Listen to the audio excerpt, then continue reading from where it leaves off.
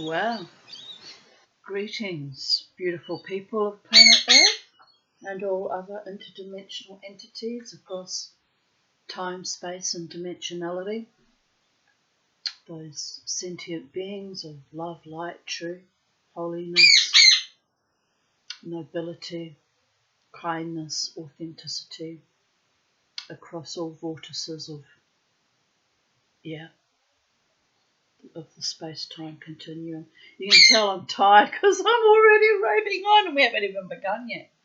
I've been out in the garden today. I thought I'll put my shitty dress that's got all bleach stains and stuff all over it. I thought, oh well, didn't actually even want to get dressed today at all because I'm in one of those exhausted states. But I finished spinning my lilac coloured beautiful Rolag wool that came from America. I finished it last night, so I'm very pleased with myself. I've just got to now buy another wooden bobbin for my vintage spinning wheel.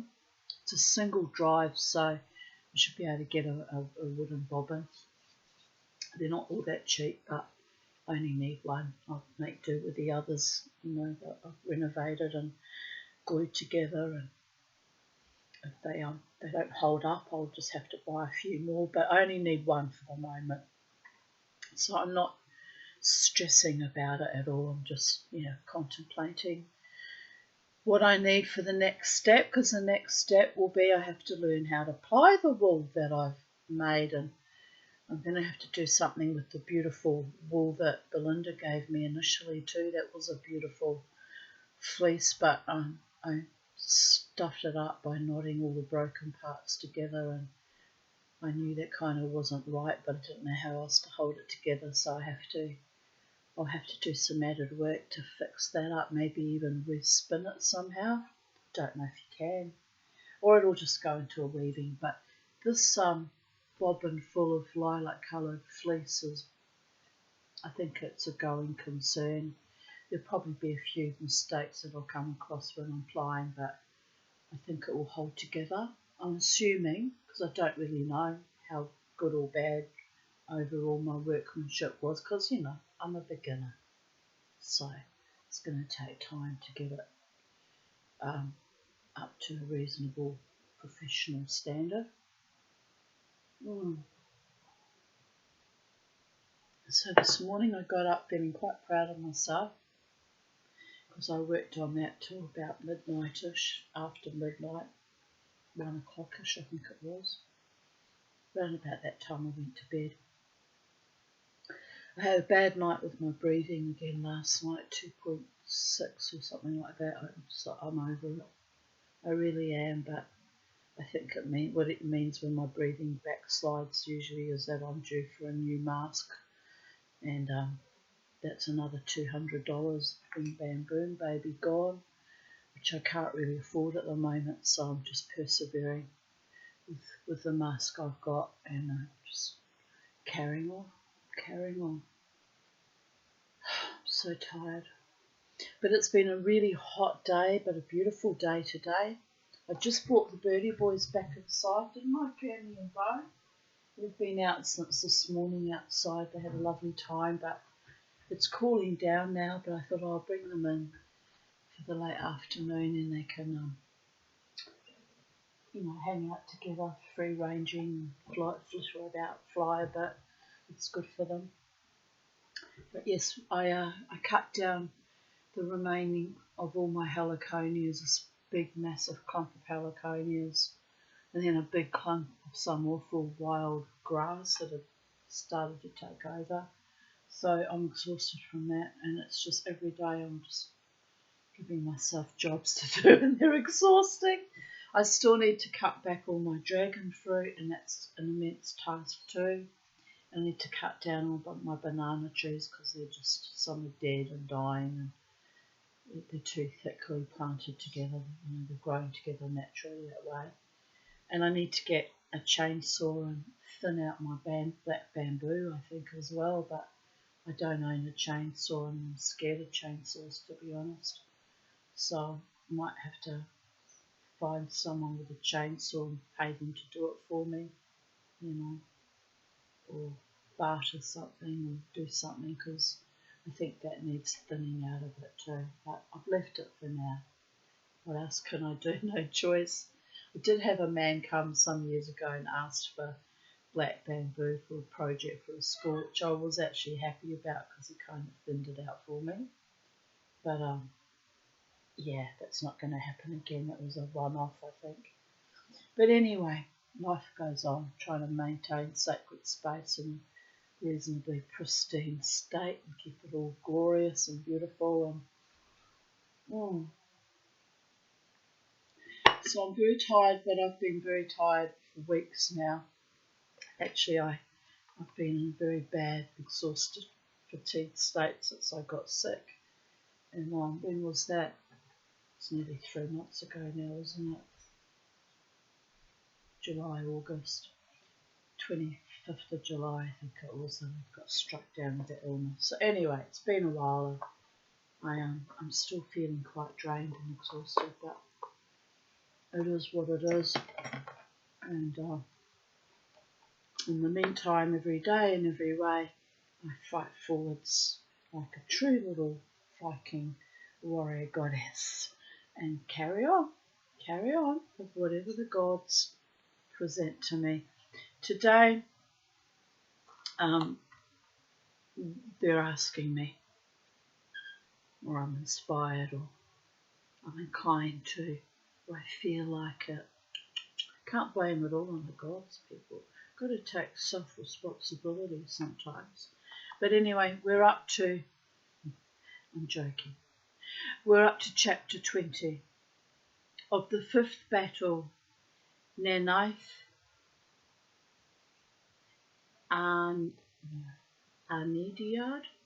In Greek it would be pronounced O-E as E, but I have to look it up again because I've forgotten their grammar. Doesn't say. Doesn't bloody say. O-E. E-A and E-O are not run together but constitute 2 syllables. These combinations are written E-A and E-O. Okay, but it's not that, it's the other way around, O-E. Well,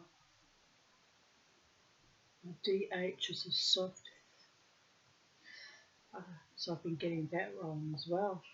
Mithros, Arathel, Halfan, Arwen. I've been pronouncing that wrong this whole time too. There was one moment where I did pronounce it TH and then I doubted myself. So sometimes I get the Elvish right and sometimes I get it so wrong. So wrong, people of Earth. It's like anything, isn't it? It's depending where I'm at mentally and spiritually, whether I'm pronouncing and enunciating and illuminating and co-creating with the gods and the elves. Anyway, so I don't know how to pronounce that because the pronunciation guy didn't tell me. Nenaith, Arnoediad, no. I'll do it the Greek way. Arnidiad, E-O-E. Doesn't feel right though. Arnidiad. Trying to think of other words that have O-E in it, how I pronounce it. I can sit here and argue about it for hours and it's thrown me for a loop, as you can tell, because I'm exhausted. I'm exhausted, that's my excuse and I'm sticking to it. You're back in your cage, little Kenny boy. Oh, Bo's come too. Bo's flying. I saw you fly, Bo. You're a fly boy. Got wings, gotta fly. Good boy. This morning I put him in his outside cage, and because you're not supposed to grab birds, but I have to catch them with gloves, you know, with these big mittens, and I put them outside each day and bring them back with the same mitts. And they don't like being grabbed, you know, it terrifies them. But anyway, I was talking to him very calmly, he's getting used to it. And then I put him out in his cage, and then when he realised he was being put in his outside cage, he stopped and he looked at me, and I was making kissing noises like this, and he looked at me with real understanding. It was like, yay, I'm outside, this is actually a good thing. And then he went, mimicked the sound. Didn't you? You were a lovely boy this morning because you were happy. Good to be in the garden. Happy boys. Oh, they really are quite lovely, but they're still not tame, but they're getting used to me.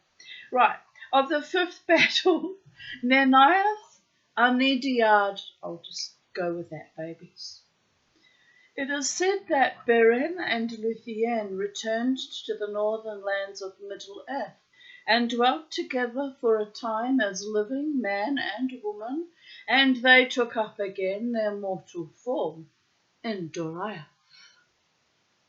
Those that saw them were both glad and fearful, and Luthien went to Menegroth and healed the winter of Thingol with the touch of her hand, which tells me although she was in mortal form, she still retained her magical abilities and or powers.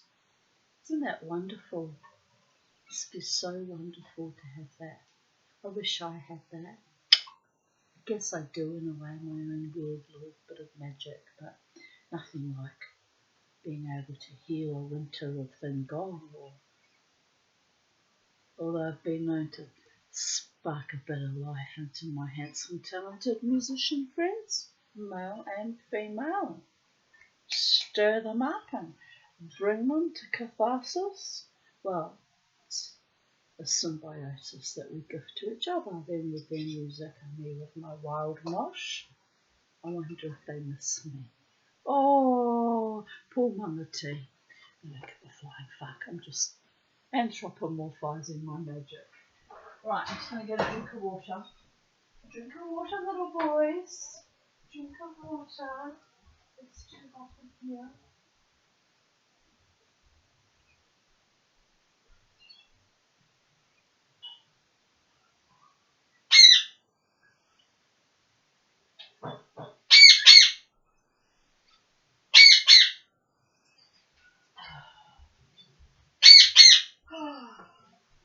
I thought about going down to Jacob's Well this afternoon. My beautiful, talented, well, they're not mine. I say that, I'm just a term of affection. They're not mine, they don't belong to me. But anyway, mine or the beautiful, talented Ramjet are playing down at Jacob's Well, which is a nice afternoon. But it was so scathing hot today. Now that I've finished cutting back the heliconias, I'm kind of exhausted, and I thought, no, I won't drive down, It would have been nice to sit in the afternoon, have a nice drinky poo and listen to live music. But I'll join them on another occasion when I'm less exhausted, and it's all quite lovely, really. It really is. But I've got to reserve my energies for my wildness and my energies for special occasions now. And special occasions being those occasions when I can summon up my energies and put on full makeup and a corset and a nice skirt and boots, or summer sandals now that it's getting warmer, and get myself out there and strut my stuff, baby girls and baby boys. So, yes, where were we? Oh, yes, healing the winter of Thingol. Not comfortable with a touch of her hand, like she is rolling me away. Right, here we go.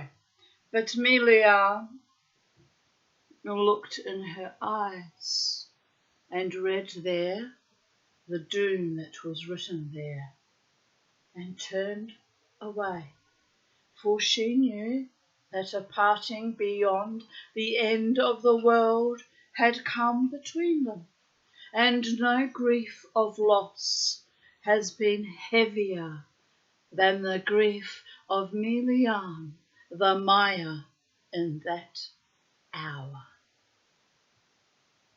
knowing that someone has given up on their immortality. It's a great sadness and a great pity.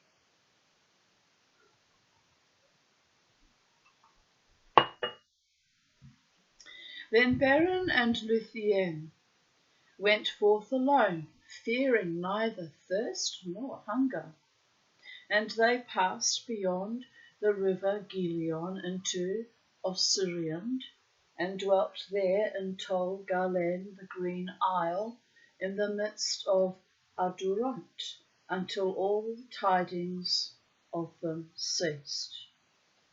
The Eldar afterwards called that country Dor Fian e Gunnar, the land of the dead that live. And there was born Dior Aranel the Beautiful, who was after known as Dior Elohil, which is Thingol's heir. No mortal man spoke ever again with Beren, son of Barahir, and none saw Beren or Luthien leave the world, or marked where at last their bodies lay. It's a bit odd, isn't it? In those days, Maithros, son of Fëanor, lifted up his heart, perceiving that Morgoth was not unassailable, for the deeds of Beren and Luthien were sung in many songs throughout Beleriand. Yet Morgoth would destroy them all, one by one, if they could not again unite, and make new league and common council. And he began those councils for the raising of the fortunes of the Eldar that are called the Union of Maithros. Yet the oath of Fëanor and the evil deeds that it had wrought did injury to the design of Maithros, and he had less aid than should have been.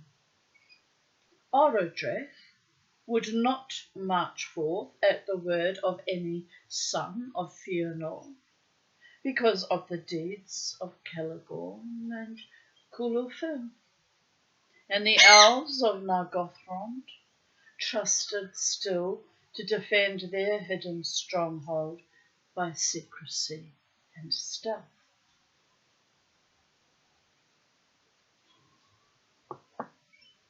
Thence came only a small company, following Gwyndor, son of Gwilym, a very valiant prince, and against the will of Orodreth he went to the northern war, because he grieved for the loss of Gelmir, his brother, in the Dagor Bragolach.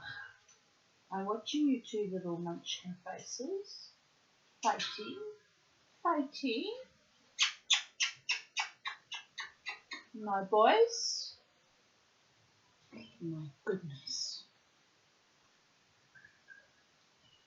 They took the badge of the house of Fingolfin. You're eating both vegetables and fruit, Comey.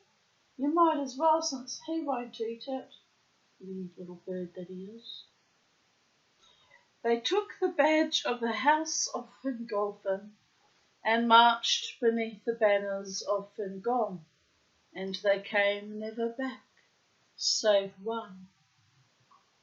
From Doriath came little help, for Maithros and his brothers, being constrained by their oath, had before sent to Thingol and reminded him with haughty words of their claim, summoning him to yield the Silmaril or become their enemy.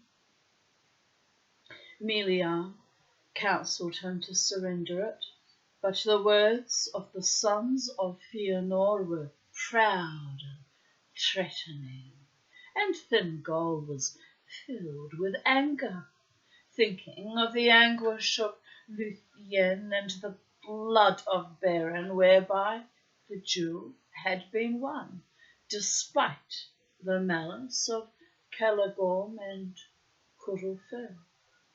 And every day he looked upon the Silmaril, the more he desired to keep it forever, for such was its power.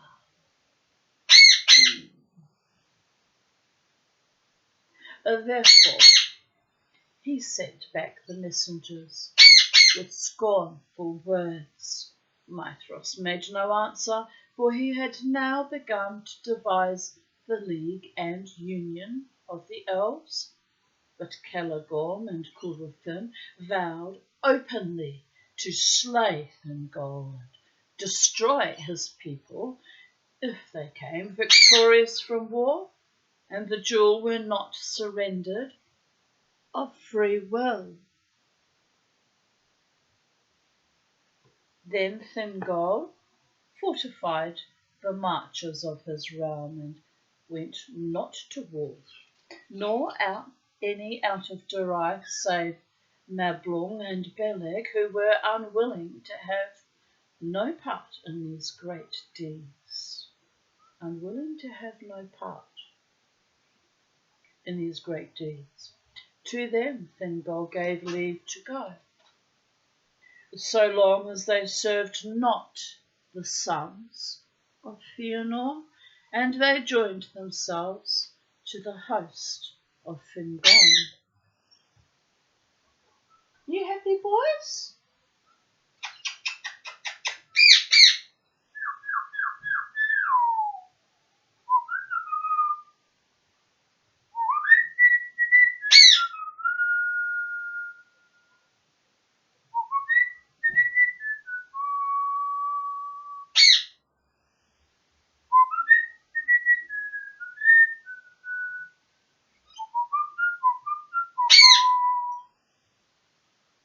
Uh-oh. Uh-oh. I saw that, you mean little bird. You mean green little froggy coloured pigeon. You pigeon with a smidgen. Oh, now listen. Why are you doing that? You're in his cage. You're in his sacred space. Attacking him on his home turf. Oh, I'd be getting wild if I were you, little bird. Yes. Anyway, if they get too naughty, I'll separate them. It's like having permanently naughty children, isn't it? Anyway, but Maithros had the help of the now green being the dwarves. Remember that. Both an armed force and in great store of weapons. And the smithies of Nogrod and Balagost were busy in those days. What's my neighbour doing? She's in and out like a horse draws. Not literally, you understand, but she drives in, she drives out. She's gone for 5 minutes, she comes back, she's gone again. It's a bit odd. At the end of the day, not my monkey, not my circus. It's not my business. If we're going to do what they're going to do, it just seems a bit odd that she's in and out all afternoon. But the third time she's driven home and driven off again. Must be taking kids to sports or something silly like that. Oh, I'm so glad I don't have to run kids around anymore. Oh, that was a bird. Oh, it really was. Anyway.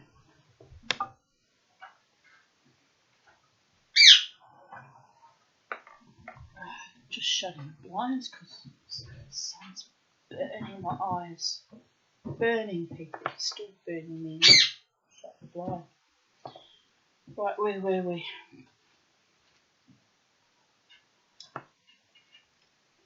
The smithies of Nogrod and Balagost were busy in those days. I'm going to have to... Shh. Sorry, it's driving me mad.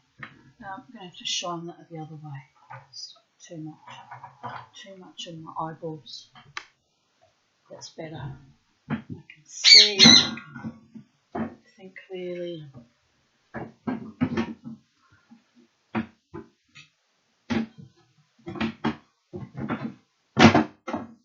don't know why that lid didn't sit anymore. It used to fit perfectly. Right, I've sorted that out at long last. 3 days it's been driving me crazy. I get there in the end, people of Earth. Remember that. Eventually I get there. And then I overcompensate beyond belief for all the delays. So here we go, babies. Are you ready? Of course you are, my darlings. And he gathered together all his brothers and all the people who would follow them, and the men of Bor and Ulfam were marshalled and trained for war, and they summoned yet more of their kinsfolk out of the east. Moreover, in the west Fingon, ever the friend of Mithros, took counsel with Humbring, and in Hithlam the Noldor and the men of the house of Hador prepared for war. In the forest of Brithiel, Halmir, lord of the people of Haleth, gathered his men, and they whetted their axes. But Halmir died ere the war came, and Haldir his son ruled that people. And to Gondolin also the tidings came, to Turgon, the hidden king. But Mithras made trial of his strength too soon, ere his plans were forwrought. And though the orcs were driven out of all the northward regions of Beleriand, and even Dothonion was freed for a while, Morgoth was warned of the uprising of the Eldar and the elf friends, and took counsel against them. Many spies and workers of treason he sent forth among them, as he was the better able to do now. For the faithless men of his secret allegiance were yet deep in the secret of the sons of Fëanor. I washed my hair this morning and it's dried all buffy and feels like steel wool around my head. It feels brittle, dry and odd. Anyway, that's why I keep fidgeting, so don't mind me. My hair's either an oil slick and lank and horrible, or it's a piece of woolly wool, and I don't see my hairdresser. I had to delay it because I had to cancel so I could spend time for Jared's birthday. Now I don't see her till the 21st of October, so I look awful and my hair's running amok as it does, but it will get brought into perfect alignment on the 21st of October and I'll be glamorous again, people. But glamorous for a day. Till my hair does its usual Medusa wildness thing and does whatever it wants, whatever. I think it's time I put my Viking beads back in. Haven't worn my beads for a long time. Saw a photo, posted it today. We posted a memory and I have the beads here and the beads here. It does look lovely. It's a lot of bloody work though, threading all the beads into your hair. Anyway, maybe later I might do it if I get bored. I usually save it for when I'm going out somewhere nice though, so we'll see. At length, Mithras, having gathered all the strength that he could of elves and men and dwarves, resolved to assault Angband from east and west, and he proposed to march with banners displayed in open force over Anfalglith. You been good to each other? Good boys. But when he had drawn forth, as he hoped, the armies of Morgoth in answer, then Fingon should issue forth from the passes of Hithlam. And thus they thought to take the might of Morgoth as between anvil and hammer, and break it to pieces. And the signal for this was to be the firing of a great beacon in Dorthonion. On the appointed day, on the morning of midsummer, the trumpets of the Eldar greeted the rising of the sun, and in the east was raised the standard of the sons of Fëanor, and in the west the standard of Fingon, High King of the Nordor. Then Fingon looked out from the walls of Aithel Sirion, and his host was arrayed in the valleys and the woods upon the east of Ered Wethrin, well hid from the eyes of the enemy, but he knew that it was very great.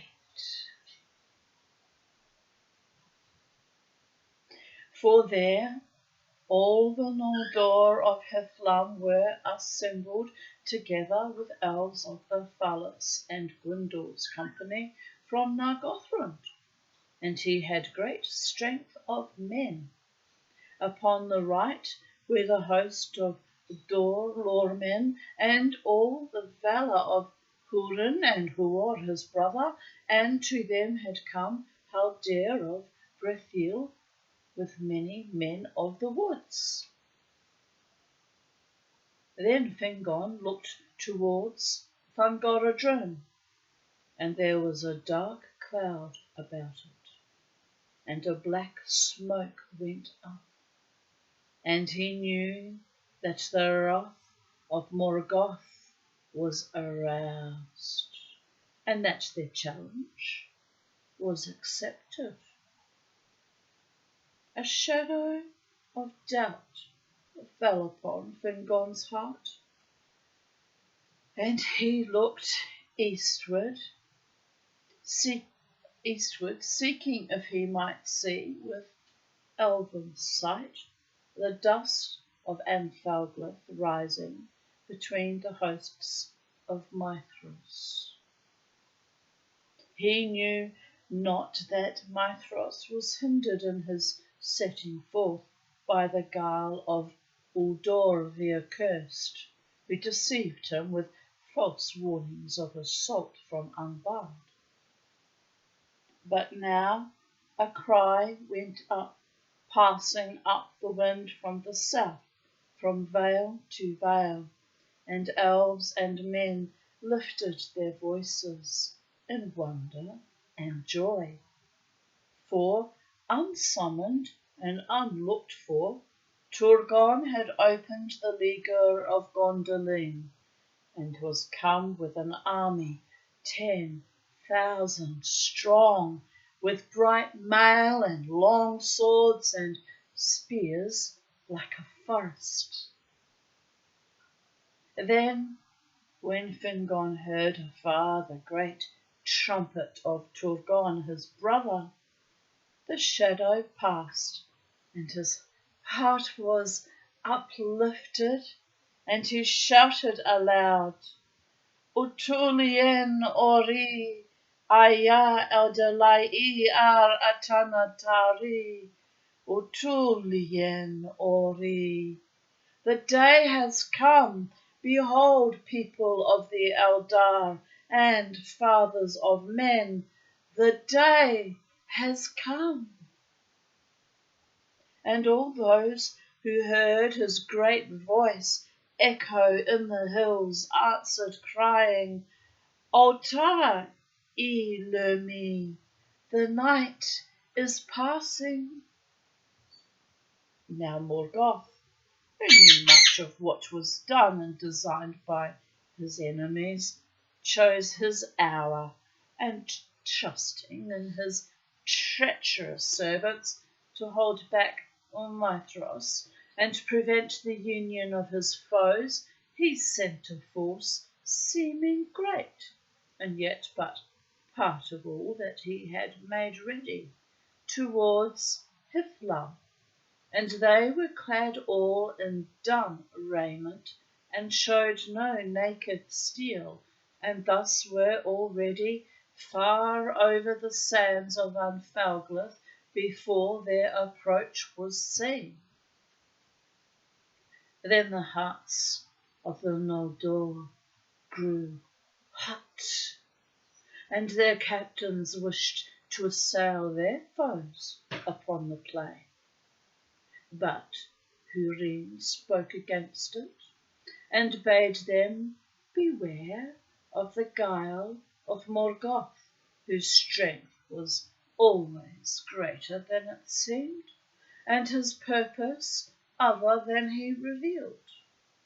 And though the signal of the approach of Mithras came not, and the host grew impatient, Húrin urged them still to await it, and to let the orcs break themselves in assault upon the hills.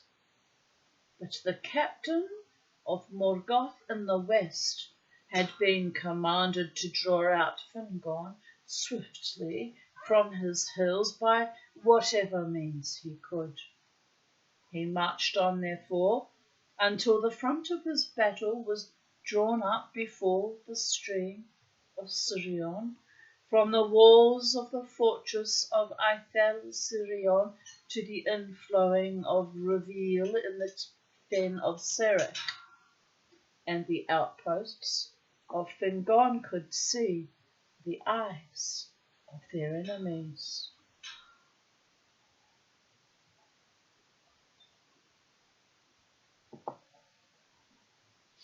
But there was no answer to his challenge, and the taunts of the orcs faltered as they looked upon the silent walls and the hidden threat of the hills. Then the captain of Morgoth sent out riders with tokens of parley, and they rode up before the outworks of the Barad Ithel. With them they brought Gelmir, son of Gulin, that lord of Nargothrond, whom they had captured in the Bragalach, and they had blinded him. Then the heralds of Angband showed him forth, crying, "We have many more such at home, but you must make haste if you would find them, for we shall deal with them all when we return, even so." And they hewed off Gelmir's hands and feet, and his head last, within sight of the elves, and left him.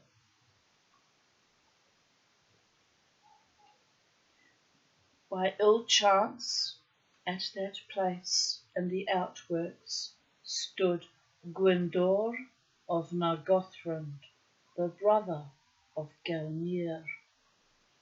Now his wrath was kindled to madness, and he leapt forth on horseback, and many riders with him, and they pursued the heralds and slew them, and drove on deep into the main host. And seeing this, all the host of the Noldor was set on fire, and Fingon put on his white helm and sounded his trumpets, and all the host of Hithlam leapt forth from the hills in sudden onslaught. The light of the drawing of the swords of the Noldor was like a fire in a field of reeds. And so fell and swift was their onset that almost the designs of Morgoth went astray. Before the army that he sent westward could be strengthened, it was swept away, and the banners of Fingon passed over Anfalglith and were raised before the walls of Angband. Ever in the forefront of that battle went Gwyndor and the elves of Nargothrond, and even now they could not be restrained.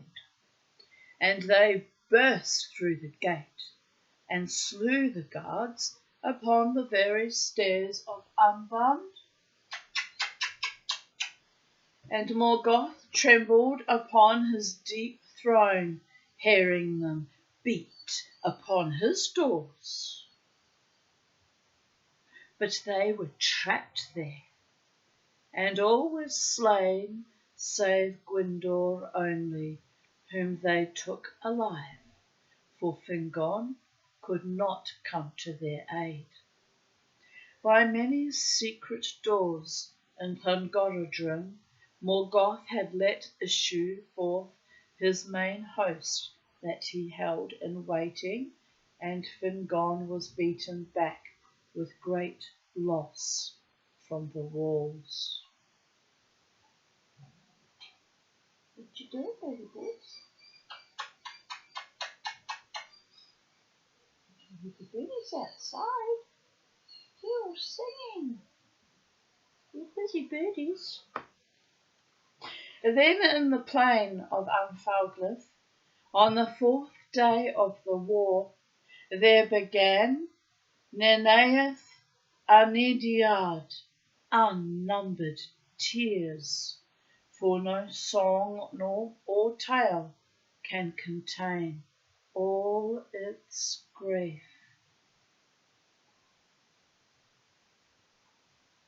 The host of Fingon retreated over the sands, and Haldir, lord of the Haladin, was slain in the rear guard. With him fell most of the men of Brithiel, and came never back to their woods. But on the 5th day, as night fell, and they were still far from Ered Withrin, the orcs surrounded the host of Hithlam, and they fought until day, pressed ever closer. In the morning came hope, when the horns of Turgon were heard, as he marched up with the main host of Gondolin, for they had been stationed southward, guarding the pass of Sirion, and Turgon restrained most of his people from the rash onslaught. Now he hastened to the aid of his brother, and the Gondolindrim were strong and clad in mail, and their ranks shone like a river of steel in the sun. Now the phalanx of the guard of the king broke through the ranks of the orcs, and Turgon hewed his way to the side of his brother, and it is told that the meeting of Turgon with Húrin, who stood beside Fingon, was glad in the midst of battle. Then hope was renewed in the hearts of the elves, and in that very time, at the 3rd hour of morning, the trumpets of Mithras were heard at last coming up from the east, and the banners of the sons of Fëanor assailed the enemy in the rear. Some have said that even then the Eldar might have won the day, had all their hosts proved faithful. For the orcs wavered, and their onslaught was stayed, and already some were turning to flight. But even as the vanguard of Mithros came upon the orcs, Morgoth loosed his last strength, and Unbound was emptied. There came wolves and wolf riders, and there came Balrogs and dragons, and Glaurung, father of dragons. The strength and terror of the great worm were now great indeed. And elves and men withered before him, and he came between the hosts of Mithros and Fingon, and swept them apart. Just going to take a break for a little bit. Just need to turn on the fan. It's all of a sudden getting very hot in here. Very hot, my little handsome boys, my darlings, my sweethearts, my little angel faces, my little baby boys. Who doesn't want to kill their mama? Who hasn't wanted to kill their mama since time immemorial? Mama goes out my fucks. You can't kill the mama. I mean, eventually someone might get lucky, but so far there's been lots of failures to kill me, which is a little bit weird when you think about it, people of Earth. I mean, I'm a very nice woman. Don't deserve that behaviour, do I? Not at all, not at all, not at all. Right, where were we? Taking a break to put the fan on. If nothing else will kill me, the bloody heat will. But anyway, on we go, people of Earth. Australia. I came here for the nicer weather. Then climate change happened. It's hotter than ever before. Oh well, we mustn't complain. We've had very nice weather the last few weeks. Not any rain at all, which is disturbing, but awfully nice weather. Right, where did we stop?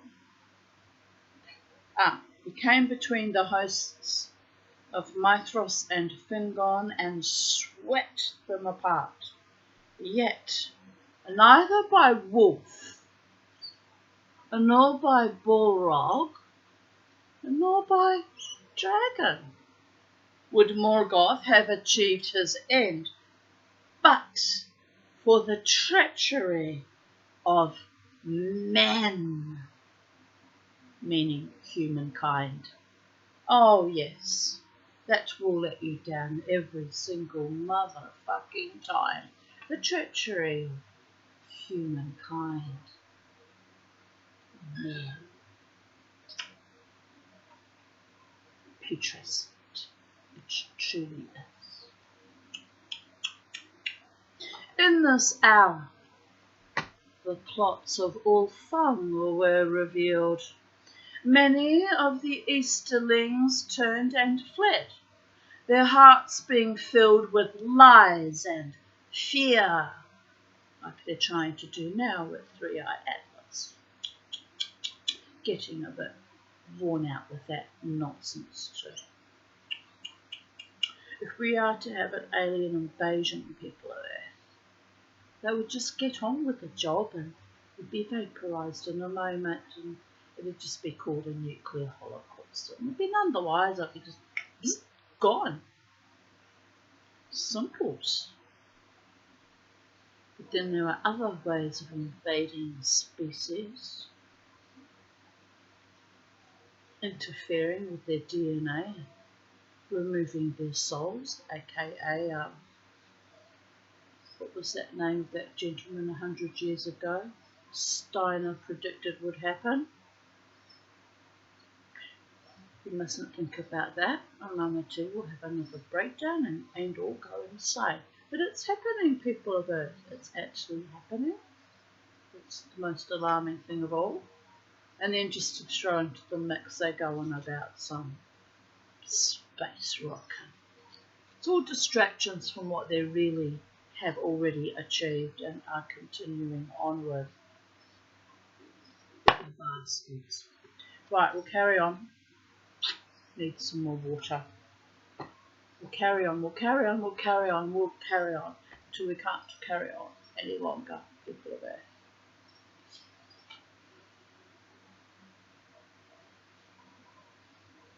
But the sons of Ulfang went over suddenly to Morgoth. Why would you do that? The most murderous, heinous monster. Why would you throw your allegiance to that? Doesn't make sense, does it, people of Earth? Why did we throw our allegiance behind the COVIDian evil insanities? Why? Oh, why? Delilah. Because they thought it would save them from impending death, and they quivered in their jocks, and they were brainwashed mostly brainwashed. Oh, it's beyond awful. But on the other hand, it's also kind of a little bit, when you think about it in the broad scheme of things, from a distance of however many light years Three-Eyed Atlas is travelling at right now. But pathetic. You want to destroy a human race, all you have to do is scare them. Boom! Dear goddess! Right.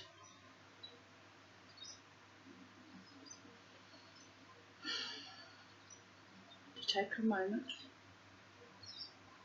But the sons of Ulfang went over suddenly to Morgoth, and drove in upon the rear of the sons of Fëanor, and in the confusion that they wrought, they came near to the standard of Maethros. They reaped not the reward that Morgoth promised them, for Maglor slew Uldor the Accursed, the leader in treason, which is what should be happening to our treasonous leaders too, by the way. And the sons of Bor slew Ulfast and Ulwath, ere they themselves were slain. W-E-F. Schwab. Bill Gates. Anastasia Palaszczuk or her little flying monkeys. Can we keep naming them? The list is miles long. Stephen Miles is another one. Weak and inept and treasonous to the human Homo sapiens sapiens DNA. Right, we'll carry on. Better to live in the fairy realm than deal with reality, am I right? Because no one has got the cojones to deal with reality. This is the problem we have now, people of Earth. Right, take another antidepressant and quiver in your jocks. Hide, wither, become shades. Where are the heroes of our day, of our epoch? Absent without leave. Disturbing is what it is. Disturbing. And the sons of Bor slew Ulfast and Ulwath ere they themselves were slain. Reasonable. But new strength of evil men came up that Uldor had summoned, and kept hidden in the eastern hills. And the host of Mithros was assailed now on 3 sides, and it broke, and was scattered, and fled this way and that. Yet fate saved the sons of Fëanor, and though all were wounded, none was slain, for they drew together, and gathering a remnant of the Noldor and the Nalgrim about them, they hewed a way out of the battle and escaped far away towards Mount Dolmed in the east. Mount Dolmed sounds like Dolmades, doesn't it? I like Dolmades. Matter of fact, I could do with some right now. Highly suggestible when it comes to food. Anyway, where was I? I'm dreaming of Dolmades. Last of all, the eastern force to stand firm. Oh, you have to laugh. Were the dwarves of Belagost. And thus they won renown, because they stood firm and didn't run away. Very courageous. For the Nalgrim withstood fire more hardily than either elves or men, and it was their custom, moreover, to wear great masks in battle, hideous to look upon, bit like those whippersnipper type masks that they were wearing at the height of the COVID epoch. I was like, I went to the supermarket and saw them wearing it. I was just like, oh, here we go, more lunacy. But anyway, and it made it even more awkward because with my bronchitis and asthma constantly hacking up a lung, I'd have to scream out in the middle of the shops, I don't have COVID, I'm in there, smell it. And then sometimes I do it just to wind them up. Just fuck it. You'd have a bit of fun before you die, don't you?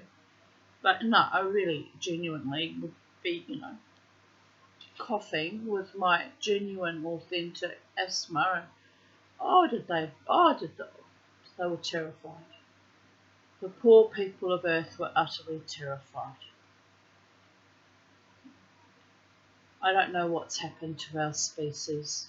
100 years ago there were intense wars and people slaughtered like by the thousands and the millions, but men were men and women were women, and they fought alongside with courage and dignity and honour most of the time. Not always, but most of the time. Don't mention the war crimes, but most of the time. Well, and those stood them in good stead against the dragons. Masks against dragons. Who knew? I shouldn't laugh. And but for them, Glaurung and his brood would have withered all that was left of the Noldor. But the Nalgrim made a circle about him when he assailed them, and even his mighty armour was not foolproof against the blows of their great axes. And when in his rage Glaurung turned and struck down Azagal, Lord of Belagost, and crawled over him with his last stroke, Azagal drove a knife into his belly, and so wounded him that he fled the field, and the beasts of Unbound, in dismay, followed after him.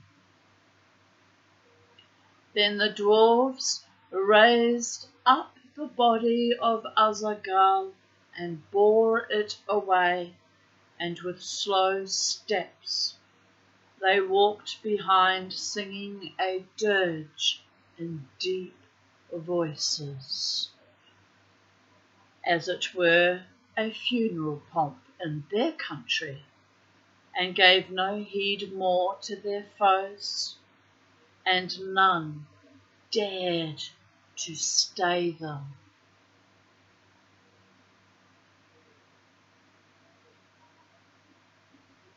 But now, in the western battle, Fingon and Turgon were assailed by a tide of foes thrice greater than all the force that was left to them. Gothmog, Lord of Balrogs, High Captain of Angband, was come, and he drove a dark wedge between the elven hosts, surrounding King Fingon and thrusting Turgon and Húrin aside towards the fen of Serech. Then he turned upon Fingon. That was a grim meeting. At last Fingon stood alone with his guard dead about him, and he fought with Gothmog until another Balrog came behind and cast a thong of fire about him.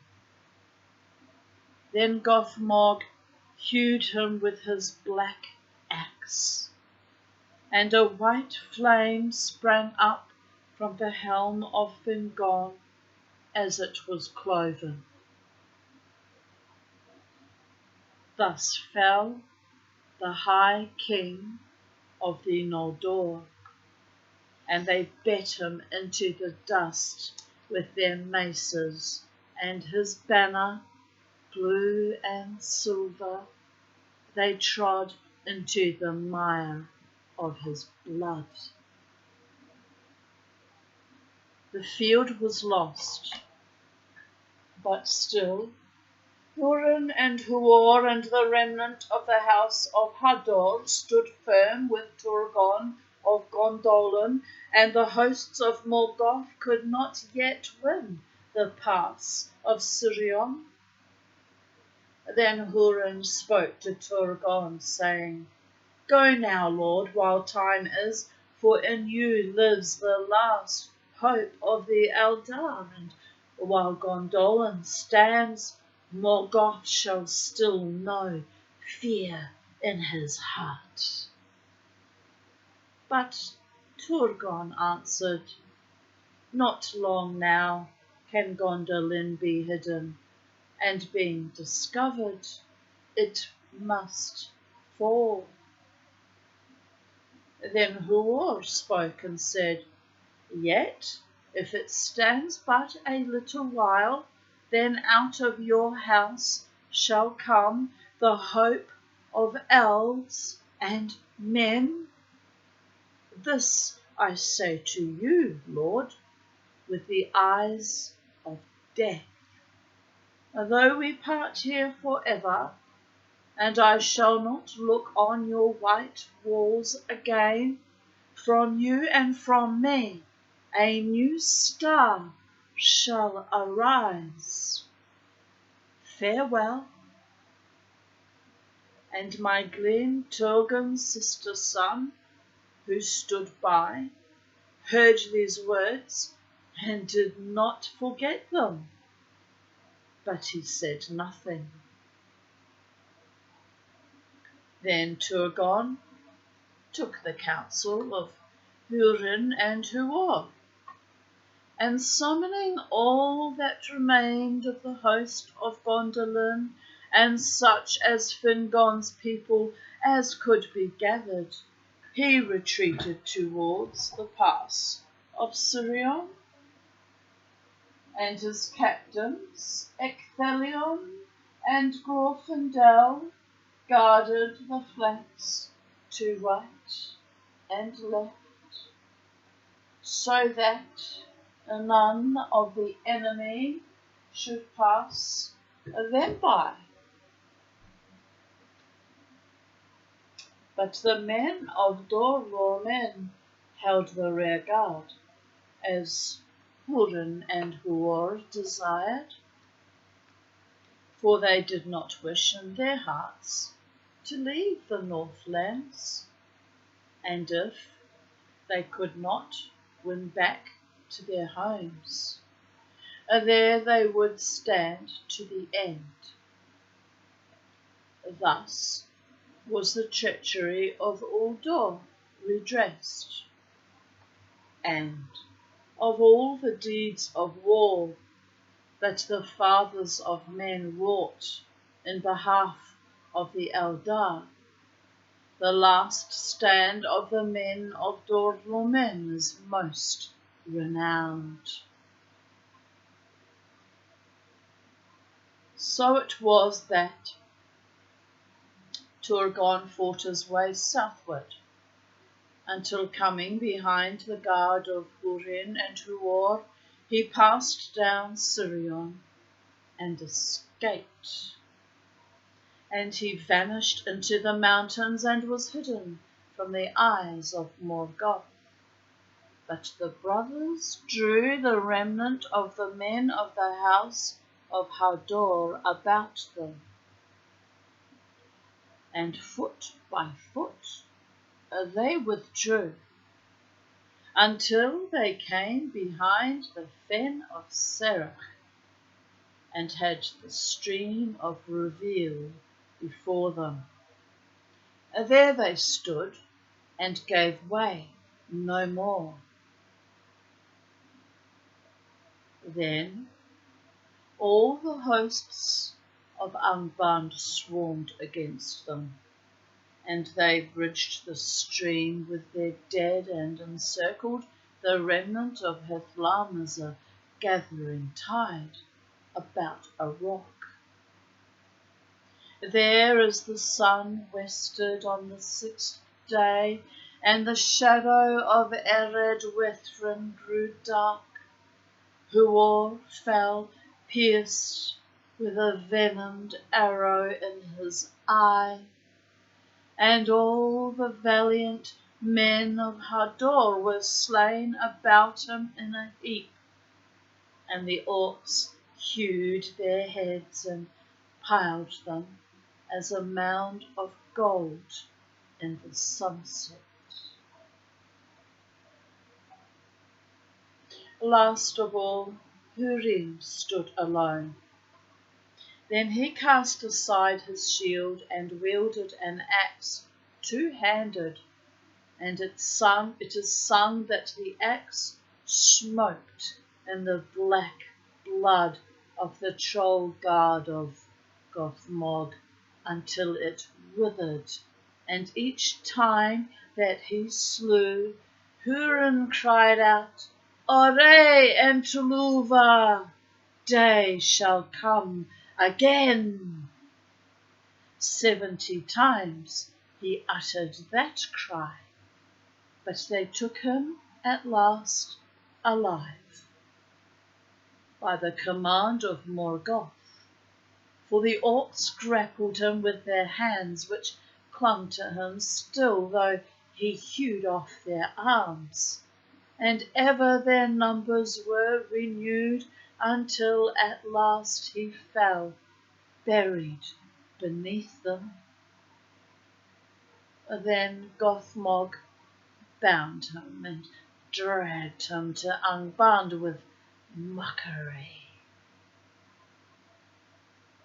Thus ended Neneth Anidiad, as the sun went down beyond the sea.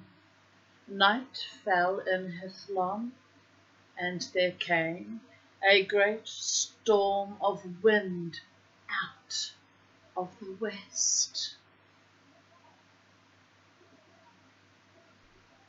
Great was the triumph of Morgoth, and his design was accomplished in a manner after his own heart. For men took the lives of men and betrayed the Eldar, and fear and hatred were aroused among those that should have been united against him. Sounds familiar, doesn't it?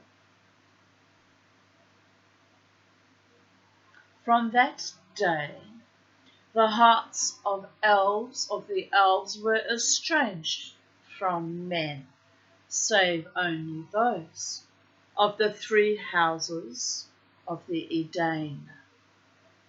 The realm of Fingon was no more, and the sons of Fëanor wandered as leaves before the wind. Their arms were scattered, and their league broken, and they took to a wild and woodland life beneath the feet of Ered Lindon, mingling with the green elves of Osiriand, bereft of their power and glory of old. In Brithiel, some few of the Haladin yet dwelt in the protection of their woods, and Handir, son of Haldir, was their lord. But to Hithlam came back never one of Fingon's host, nor any of the men of Hador's house, nor any tidings of the battle and the fate of their lords. But Morgoth sent thither the Easterlings that had served him, denying them the rich lands of Beleriand, which they coveted, and he shut them in Hithlam, and forbade them to leave it. Such was the reward he gave them for their treachery to Mathros, to plunder and harass the old and the women and the children of Hador's people.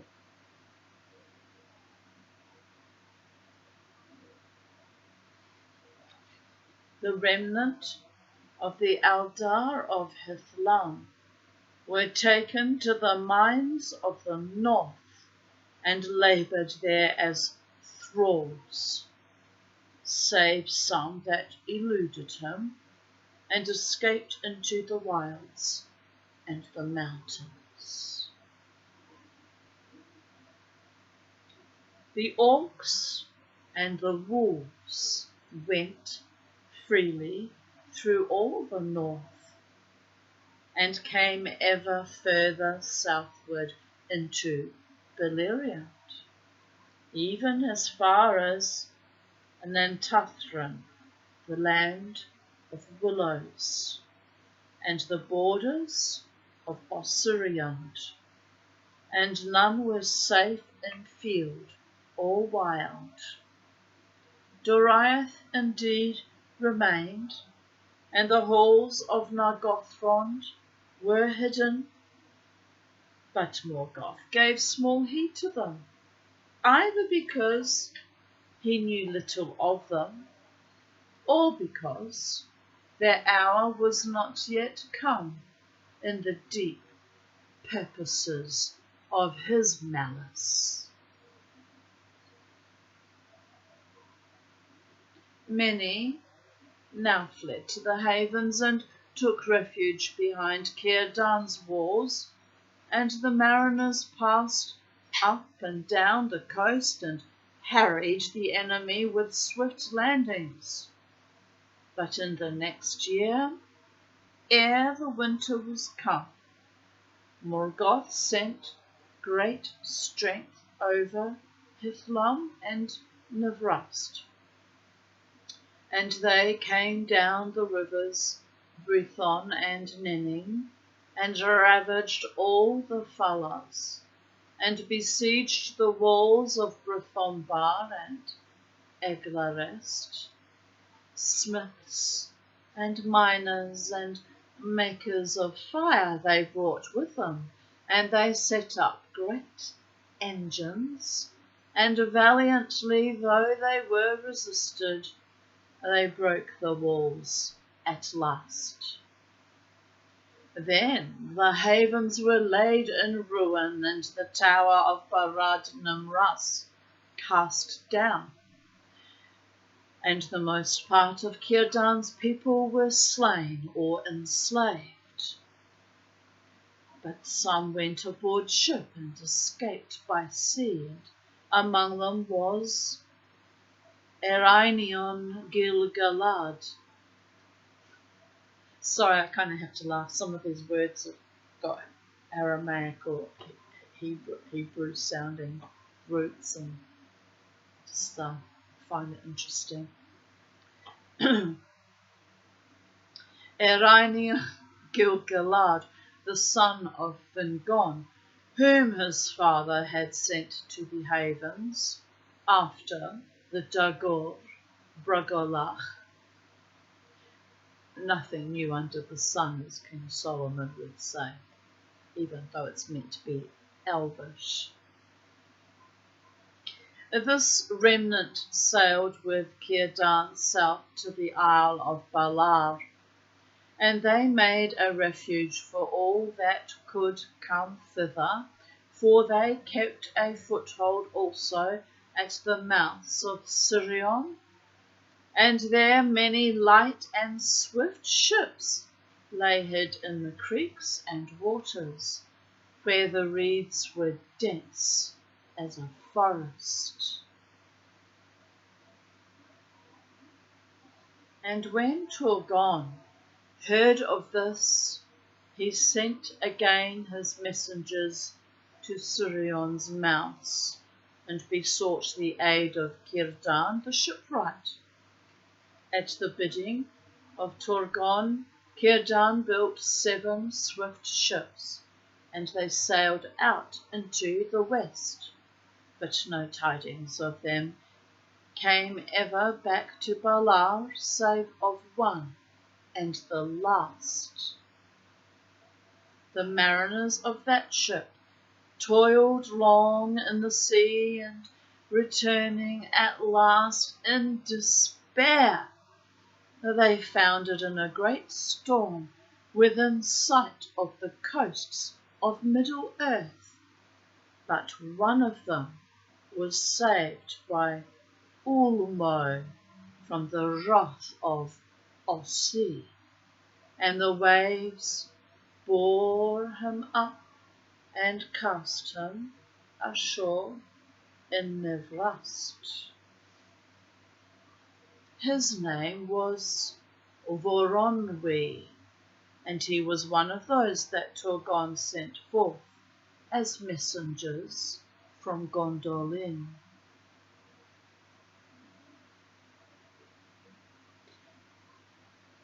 Now the thought of Morgoth dwelt ever upon Turgon, for Turgon had escaped him of all his foes, that one whom he most desired to take or destroy.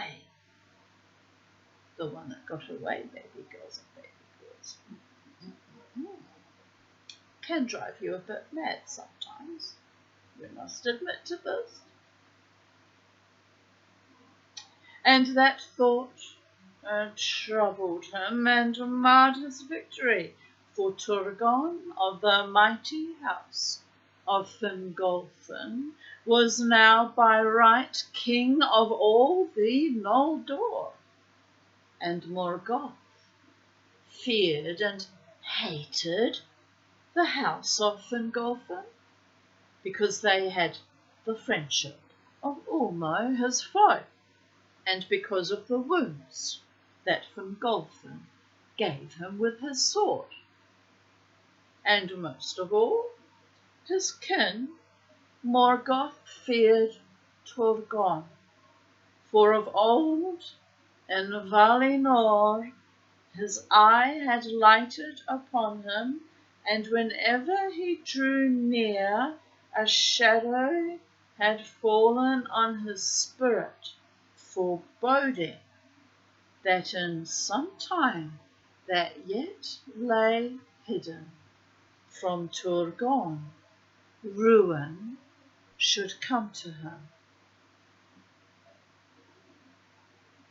Therefore, Hurin was brought before Morgoth, for Morgoth knew that he had the friendship of the king of Gondolin, but Hurin defied him and mocked him. Then Morgoth cursed Hurin and Morwen and their offspring, and set a doom upon them of darkness and sorrow. And taking Hurin from prison, he set him in a chair of stone upon a high place of Thangorodrim. There he was bound by the power of Morgoth, and Morgoth, standing beside him, cursed him again. And he said, "Sit now there and look out upon the lands where evil and despair shall come upon those whom thou lovest. Thou hast dared to mock me and to question the power of Melkor, master of the fates of Arda.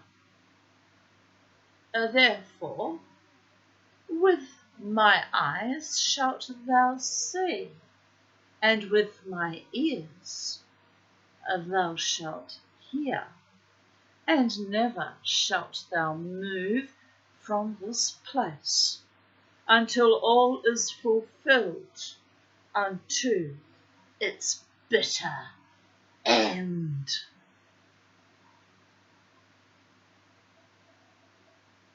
And even so it came to pass, but it is not said that Hurin ever asked of Morgoth either mercy or death for himself or for any of his kin.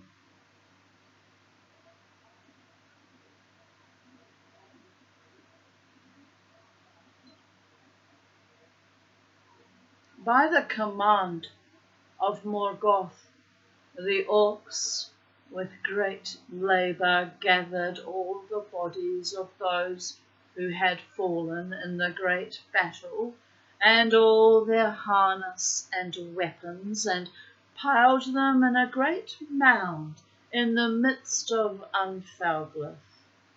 And it was like a hill that could be seen from afar. How then Ndingan the elves named it, the Hill of Slain, and how then Nanaeth, the Hill of Tears. But grass came there and grew again long and green upon that hill, alone in all the desert that Morgoth made, and no creature of Morgoth trod thereafter upon the earth beneath which the swords of the Eldar and the Edain crumbled into rust.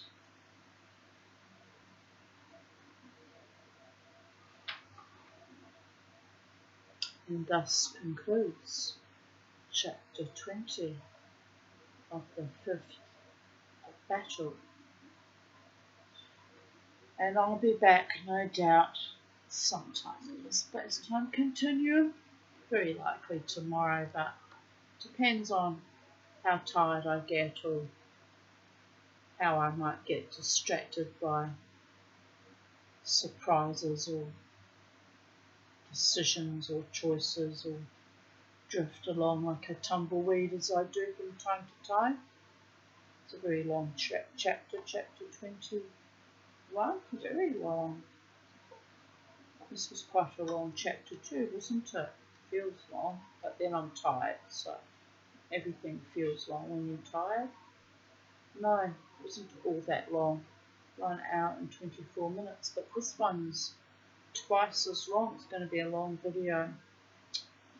Well, my people of Earth, my beautiful, wild, free, defiant, rebellious, truth-seeking, truth-expressing, light emanating, magical people of Earth. Yes, I'll be back tomorrow and I will allow a good 3 hours. So, I'm tempted to carry reading, but I'm actually quite bloody tired, and I don't know what I did with the bookmark. I'll put it down somewhere. It'll be here somewhere. Ah, here it is. See? So tired I can't even see it hanging in front of my face. Well, there you go. My friends, countrymen, fellow Homo sapiens sapiens. Remember, as always, to never ever let the bastards grind you down, and sing your songs and dance your dances and express your creativity and co-create a beautiful life with me, so we can all be together in joy and delight without envy or spite, slight or smite or might, just living our best lives. Goddess bless. The time is currently 4:20, so if you're inclined to have a bit of a smoke, have one from me. I can actually smell cigar smoke, and it's not me, so someone's out there smoking a cigar. I haven't had a cigar for a while. I should probably have one. Oh, do you want to see the earrings I made? I still haven't finished them. I want to paint a little bit more on their little designs, give them a bit more zhuzhing up, but I didn't like them in their flat state, so I gave them a few curves. Where's that one gone? Back to front. Face the front, you little rascal. So yes, and I'm starting to like them now, but along there I'm going to add a few more little colours and give it a little bit more emphasis, and I might even actually wear them. I was trying to replace, I lost this one. These were gifted to me by my neighbours actually beside me, Warren and Tash, and I really loved them. But I lost one at the Brooklyn Standard and it was never found, so someone of a witchy persuasion kept it as a trophy, probably to do, you know, dastardly deeds on me, but I've reversed that spell so that it rebounds on them to the power of 10, because you don't fuck with the real witch, people of Earth. I might not practice it very often, but you know, I do have the bona fide ancestry, so there is that. But anyway, I wanted to replace this, just very pretty, and I didn't wear them very much, and then I started wearing them, bloody lost one in the club.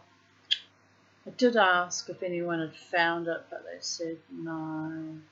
So anyway, so then I saw these and I thought, you know, this aluminium tin, I thought I'll make these, and they're about the same size.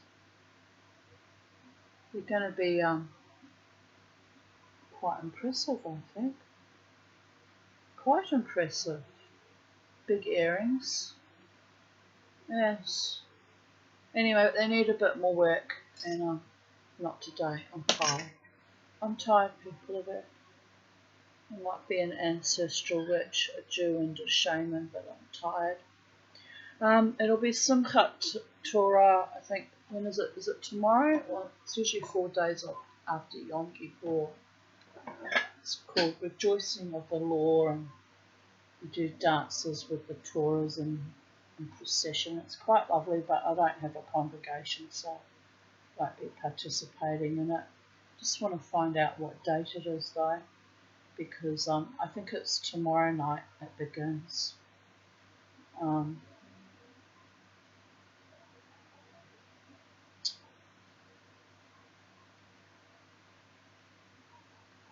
What's the date today? The 5th.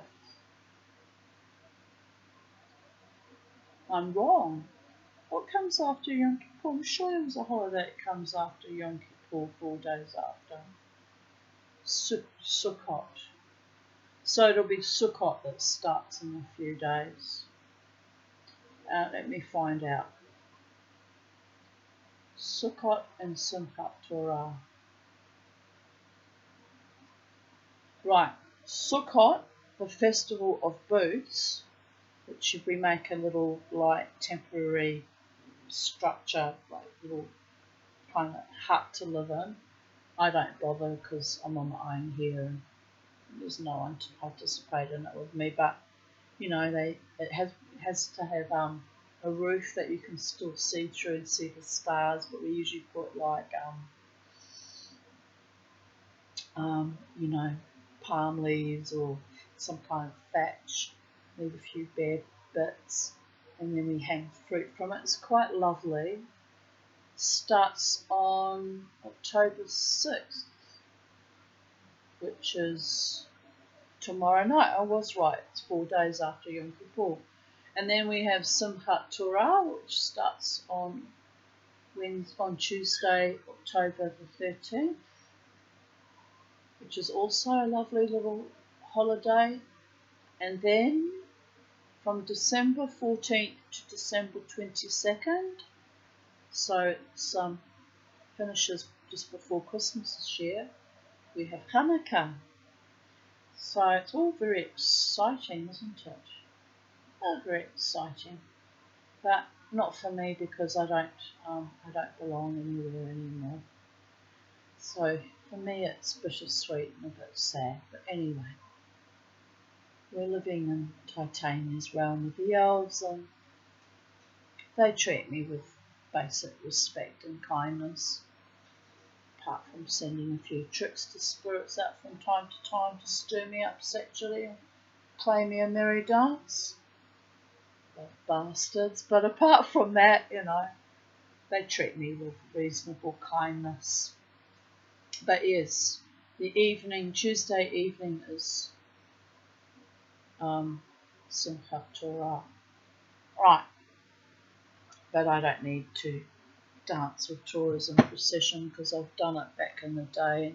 It is very lovely and spiritual and soul innovating. It is enjoyable and a sweet practice.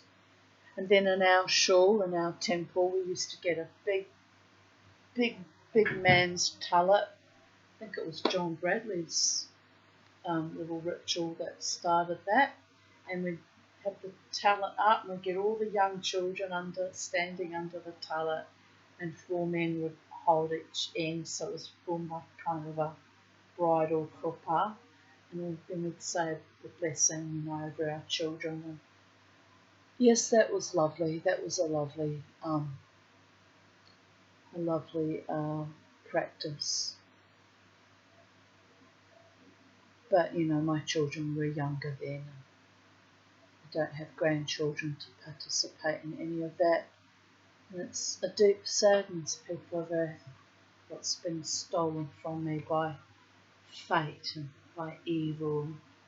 The final kick in the teeth was the COVID epoch. So there's a lot to be wrathful and distressed about. But it is what it is.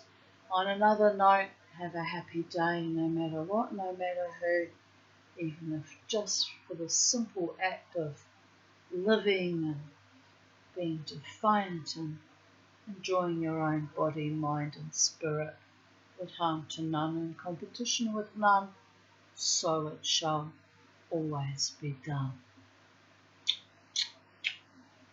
My darlings, my babies, my sweethearts. Bye for now.